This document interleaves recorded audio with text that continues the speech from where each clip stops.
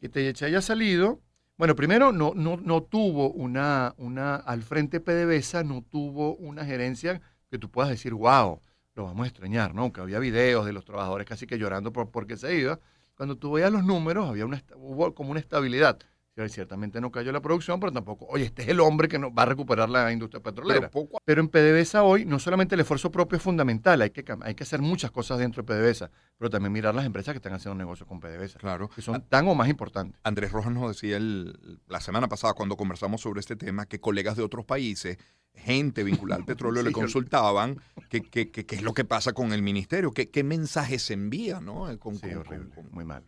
¿Crees que el Banco Central de Venezuela podría hacer algo para disminuir, para acortar esa brecha? Aquí la clave es la oferta. Hay que ver, ¿tiene el Banco Central tanta plata para intervenir? O sea, de aquí a Ujú. diciembre el Banco Central debería estar interviniendo en promedio unos 800 millones de dólares. A menos que el gobierno tenga herramientas, tenga muchas divisas para empezar a inyectar, hoy debería ser un día interesante para Claro, que inyecte, claro. pero si no, esa tasa de cambio va a seguir perdiendo, va a seguir aumentando. Ahora, yo el otro día hablaba con unos clientes, con unos empresarios, y en Venezuela tenemos un PhD en estas cosas. O sea, tú les dices, lamentablemente son problemas que se repiten, Ujú. son problemas que, oye, lamentablemente vuelven. Pero los empresarios en Venezuela, la gran mayoría tiene un PhD porque ha pasado por todos estos Sí. problemas. Está el tema del euro. O sea, la gente y el sector empresarial se inventa maneras para seguir funcionando. Porque el empresario Ujú. que te diga, no, vale, ya yo no puedo trabajar así porque entre la tasa de cambio, la falta de crédito, los impuestos y un etcétera, etcétera, mejor cierro. Es un sector resiliente, es un sector Ujú. que le echa pichón, es un Ujú. sector que está trabajando totalmente. Es como la banca. La banca puede prestar solamente poco más del 20 y pico por ciento de Ujú. la plata que recibe. ¿Qué hubiera hecho un banquero en cualquier otro país del mundo? Si agarra Santa María y me voy para mi casa, ya yo hice la plata. No, déjame ver cómo hago para buscarle la vuelta a todo esto. Y gracias a Dios. Ecoanalítica. Balance del mundo económico. Con Román Losinski. Y Asdrúbal Oliveros, economista, socio director de Ecoanalítica. Asdrúbal, buen día, ¿cómo estás? Buenos días, Román. Un saludo para ti y para todas las personas que hasta ahora te sintonizan. Muchísimas gracias por acompañarnos en la mañana, Asdrúbal.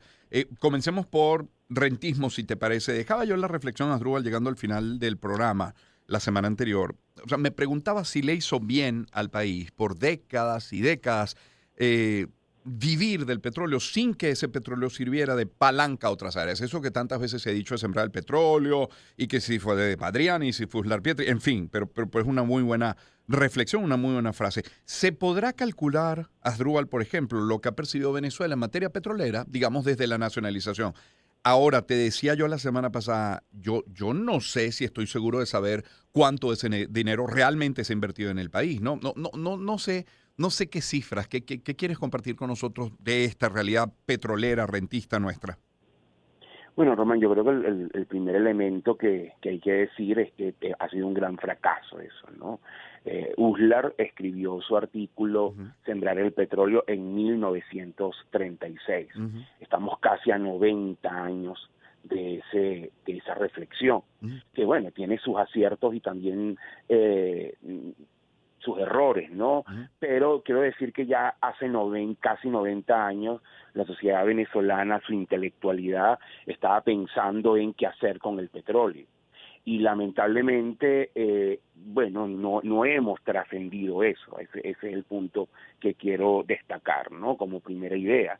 Venezuela incluso tuvo un auge petrolero, después tuvo un colapso de su economía que incluyó al sector petrolero sin superar esa dependencia. Me estoy refiriendo a la crisis que tuvimos entre el 2014 y el 2021, donde, bueno, perdimos prácticamente 80% de nuestro tamaño, de nuestra economía, y también pasamos de ser un país que producía casi 3 millones de barriles diarios, que era el quinto actor relevante dentro de la OPEP, a producir hoy 1 millón, más o menos alrededor, en este momento en el que estamos hablando, y bueno, que ha perdido relevancia en el tema petrolero, sin dejar de de que, digamos, no tengamos una economía diversificada, una economía que vaya,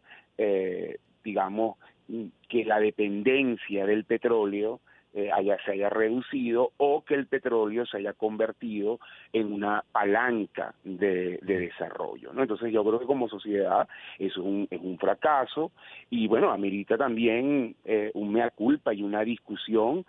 Ya lo que se hizo no lo podemos corregir, el pasado, bueno, ya está, pero sí de cara a futuro, en un contexto donde, bueno, el mundo también está sufriendo cambios, y donde ya el petróleo no es lo que era en el pasado, y donde hoy, bueno, tendencias como cambio climático, energías limpias, transición energética, están en boga, y son cosas que nos gusten o no, a lo mejor van más lentas o más rápidas, nos van a afectar como sociedad, y seguimos estando digamos, con una dependencia muy marcada al petróleo. Fíjate que el Banco Mundial hace unos años publicó un informe bien interesante sobre energía, sobre transición energética y sobre los países, digamos, más vulnerables a este proceso. Bueno, Venezuela destacaba en el grupo de mayor vulnerabilidad. Fíjate varias cosas, ¿no?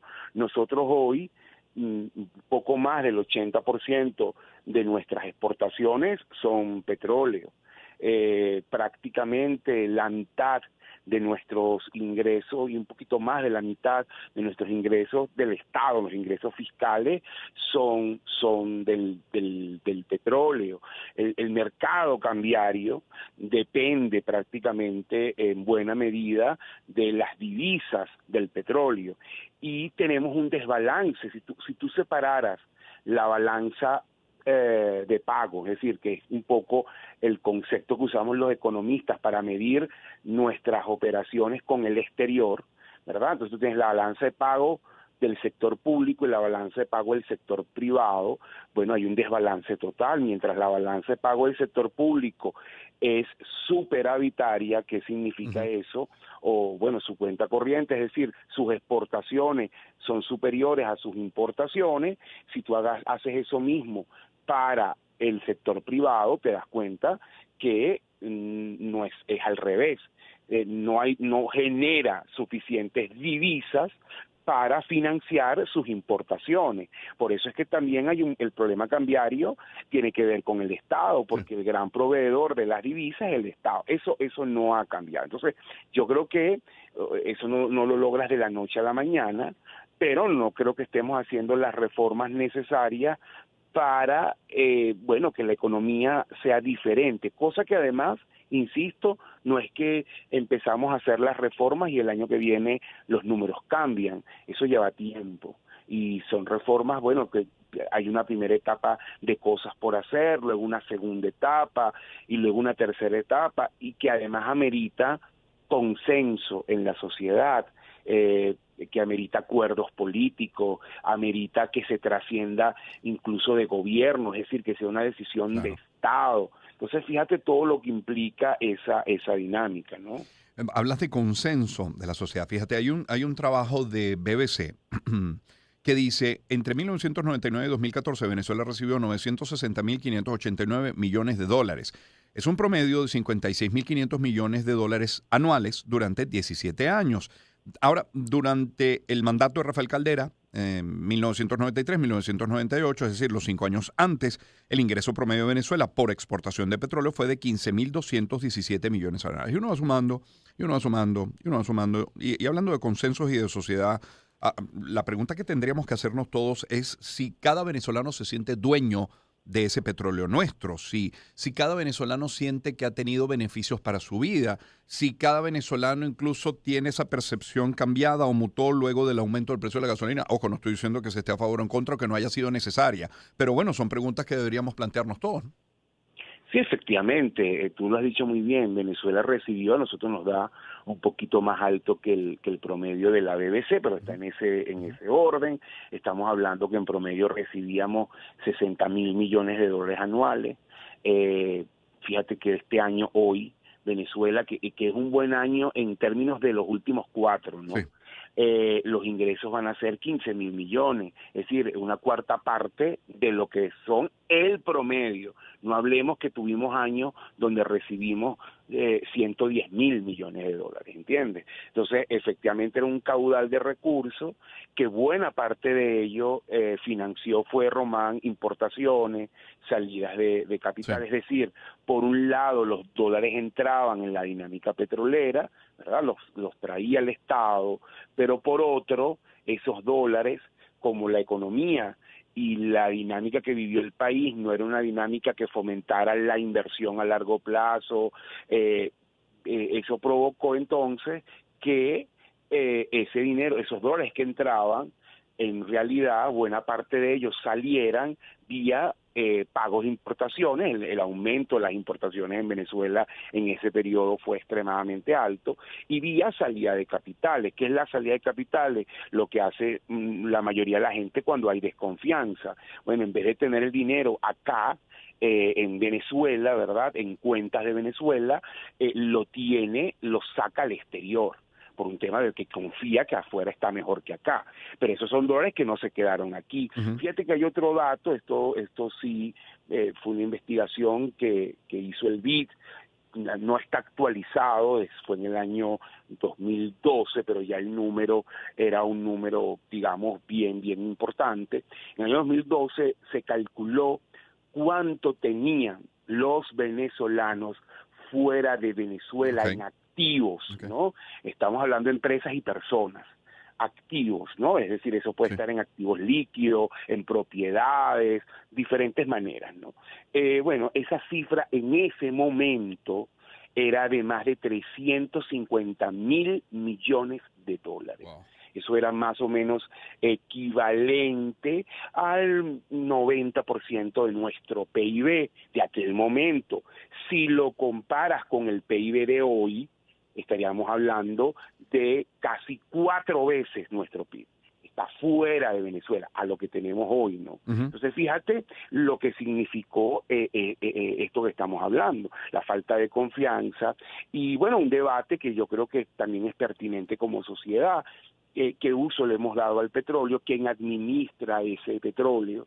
En Venezuela, el consenso que hubo tras con la llegada de la democracia en el 58 y tras la nacionalización del petróleo en el 76 fue que el Estado fuera el gran administrador de ese petróleo. Pero yo creo que ese es un modelo que, bueno, ya vimos lo que ha ocurrido. Ujú. Entonces también es importante plantearnos cómo manejamos el petróleo.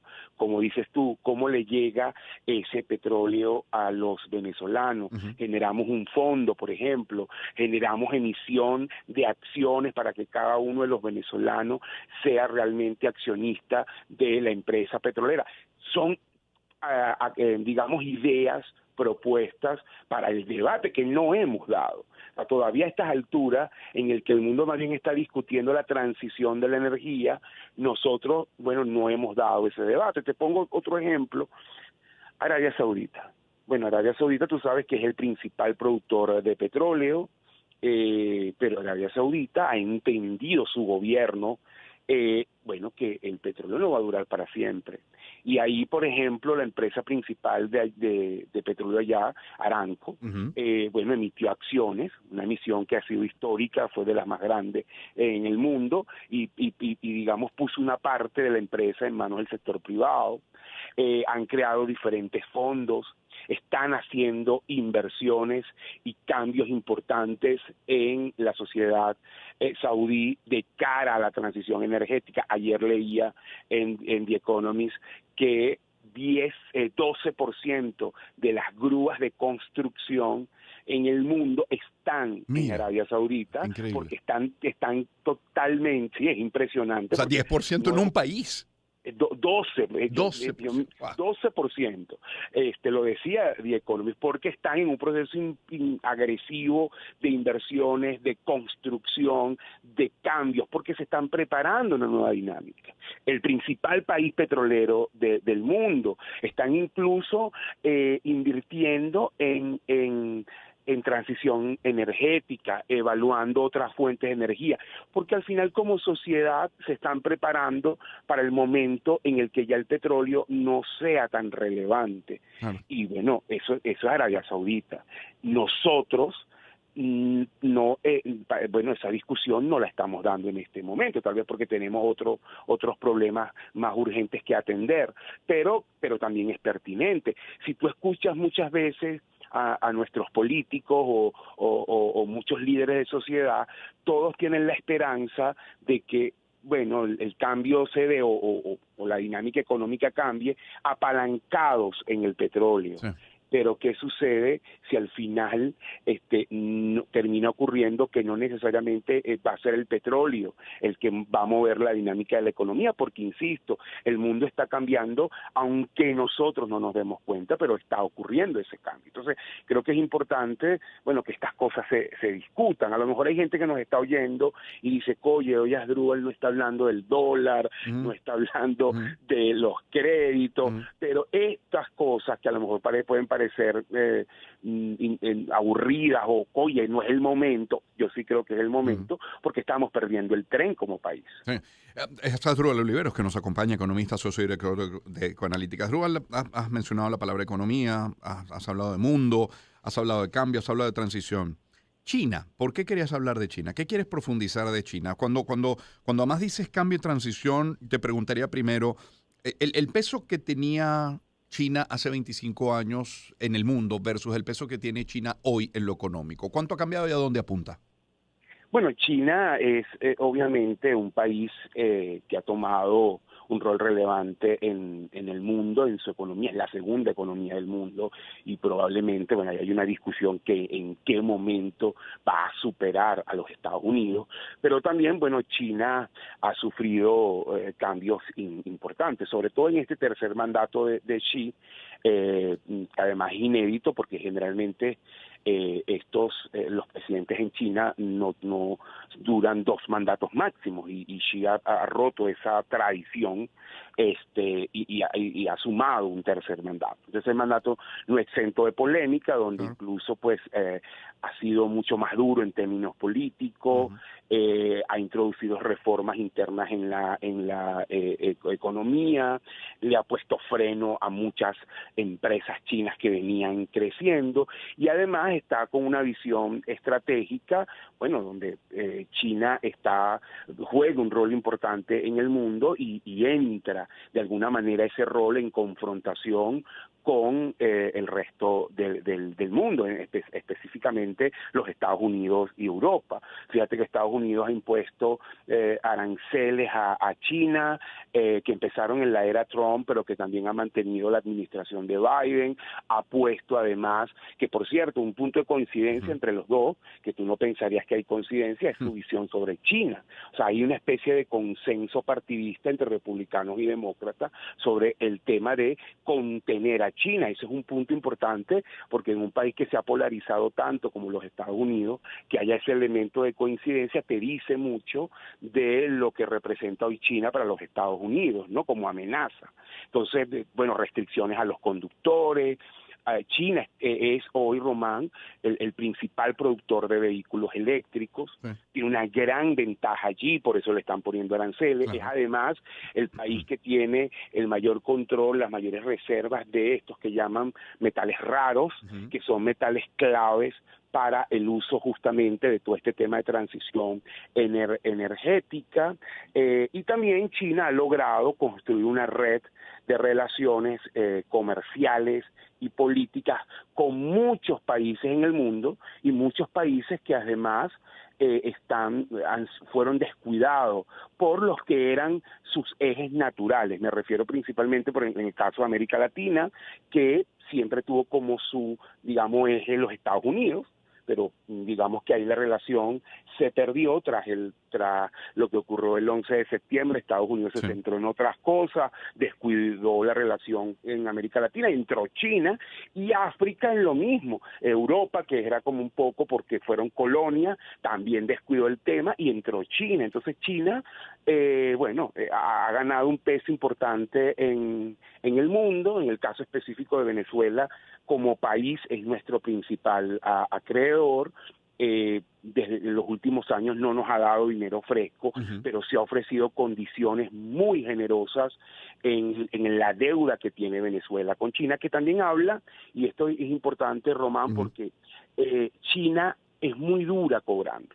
De hecho hay diferentes casos donde China no le han pagado y ha sido muy dura. Imagínate tú que hasta el FMI le ha dicho, oye, no pongas condiciones tan fuertes, el FMI. Sí. Pero en el caso de Venezuela, y esto para mí siempre me parece interesante, China más bien ha sido muy laxa. Creo que hay un elemento geopolítico importante ahí, donde, no ha sido exigente en pagar la deuda que tenemos, ha dado periodos de gracia. Bien, y gracias por acompañarnos en la Señal de Éxitos. Poco después de las 7 de la mañana les doy la bienvenida. Si recién se incorporan a nuestro programa, a nuestro espacio, saben que llegamos desde Caracas a todo el país a través de nuestras emisoras, de nuestro circuito.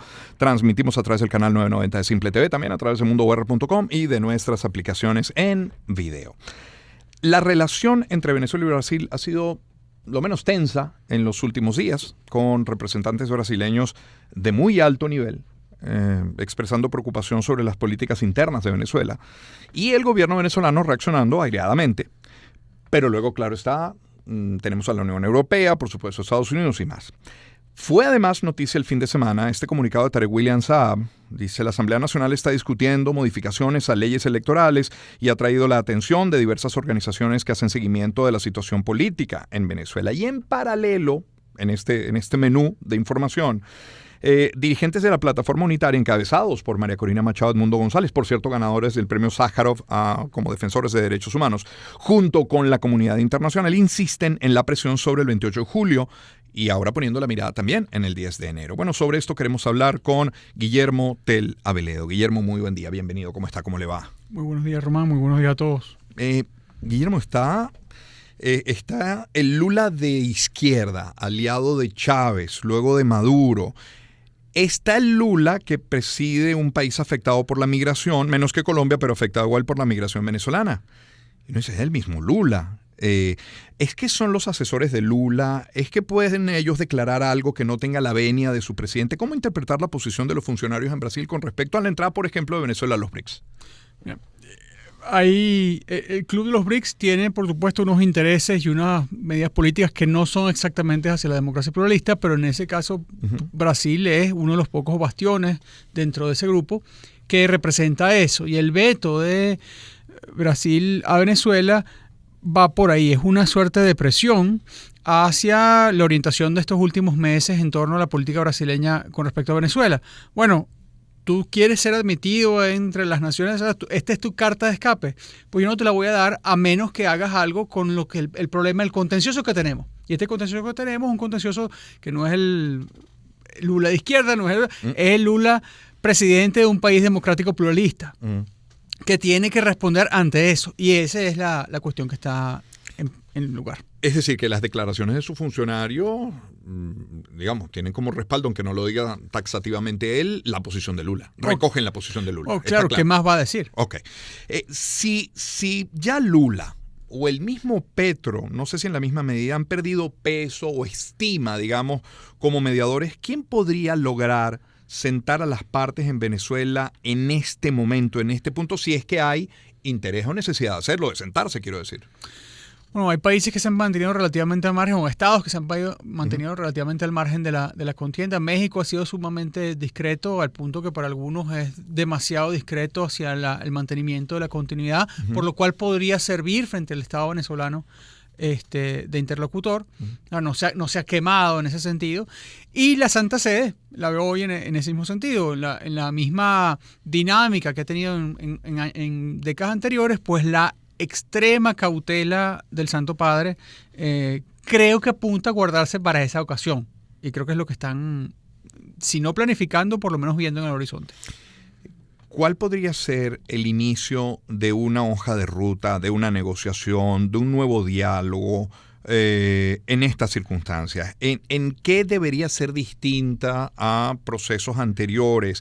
¿Es que hay forma de proteger, no sé si la palabra sea blindar los acuerdos para que se cumpla? Porque, por ejemplo, hasta ahora no ha sido posible. Bueno, los acuerdos tienen que estar acompañados de capacidades materiales de los actores para por lo menos, si no imponer su voluntad, pues si pudieran imponer su voluntad no habría necesidad de acuerdo. Y este es en buena medida parte del escenario al que juega el Estado venezolano. Pues si yo puedo avanzar sin necesidad de concertar ninguna posición ajena, pues lo hago.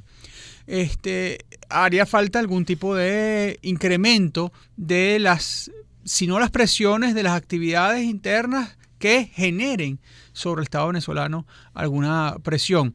Eso puede ser una actividad provocada por el sector político, me refiero a las que legítimamente están en la Constitución, o una actividad externa a ellos que cause suficientes perturbaciones dentro del sector político, que prefiera sentarse a hablar con este sector, con el sector de la plataforma unitaria, del liderazgo del 28 de julio, o en lugar de otros sectores alternos, más radicales, más terribles, más amenazantes.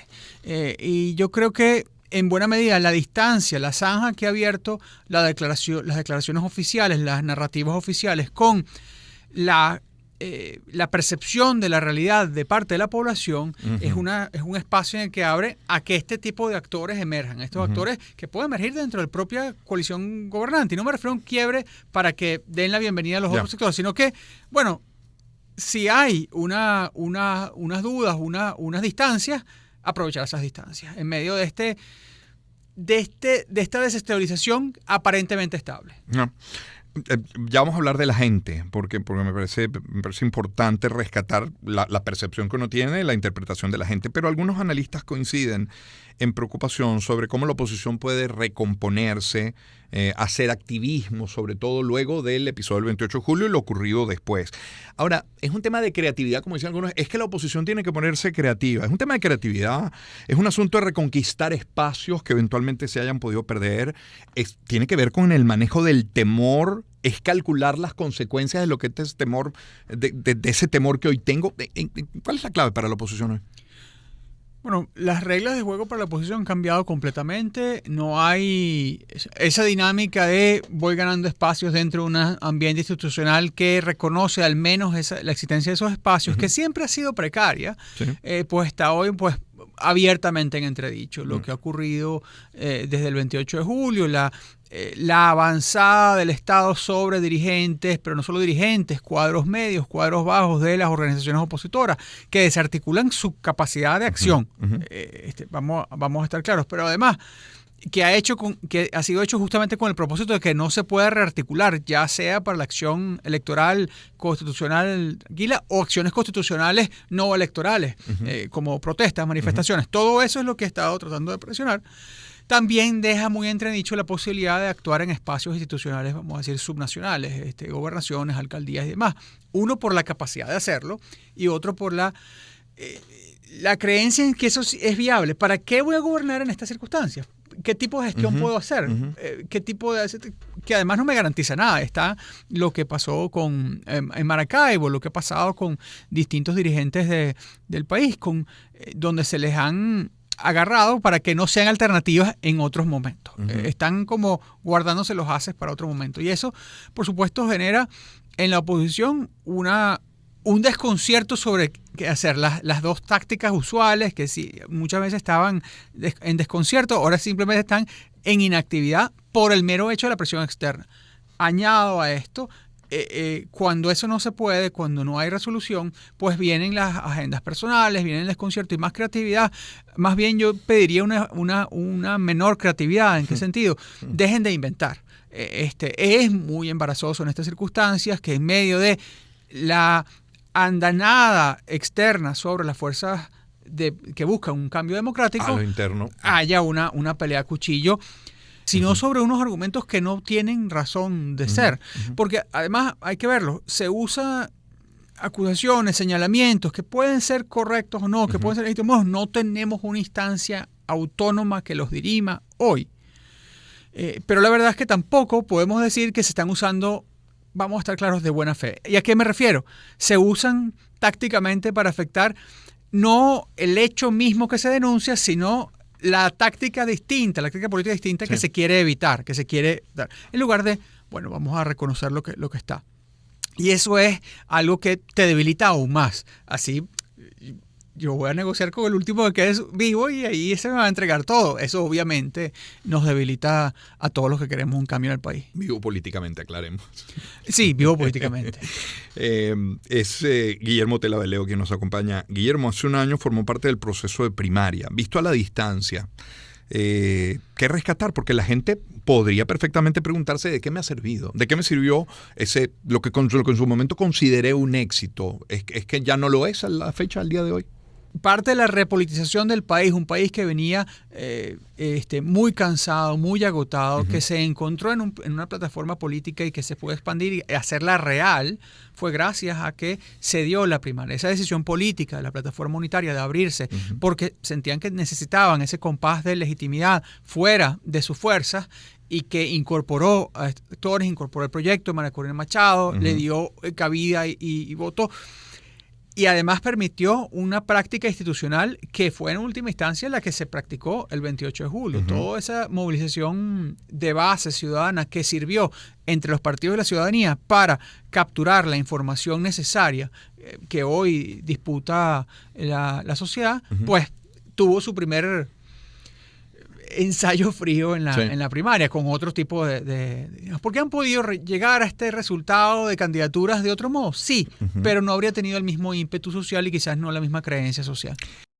Es Guillermo Tella Veleo quien nos acompaña. Los venezolanos escuchan mucho sobre diagnósticos de la situación y ocurre en materia económica. Nos hemos convertido en expertos en materia económica también. La realidad, quiero decir, no nos es ajena. Basta con salir a la calle, con leer 2 o 3 medios fiables y tener algo de sentido común para tener un panorama bastante cierto de lo que está ocurriendo en Venezuela. Insisto, el venezolano parece tener muy claro lo que ocurre. Y muchos de ellos dicen, caramba, estamos en un callejón sin salida. Estamos en una calle ciega. ¿Hay algún poste que ilumine una salida en ese callejón? ¿O es como estas nuevas luminarias que han colocado en las alcaldías, ¿no? Que son como estroboscópicas, ¿no? Que aparecen y desaparecen, que parecen flashes, que parecen no estar en una discoteca. Sí, que no, como aquellas animaciones de Pokémon que te dan epilepsia, ¿no? Exacto. Mira,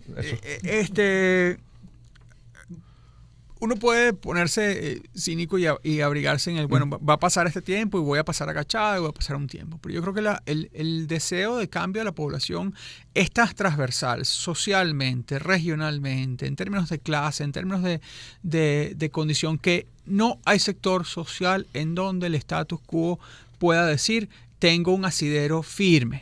Tengo un asidero firme. Y esto no es un asunto de la verdad o no de los asuntos. En términos de la opinión, hay una voluntad de cambio. Si el status quo es capaz de ejercer ese cambio por su cuenta, pues muy bien, va a pegar para su estabilidad.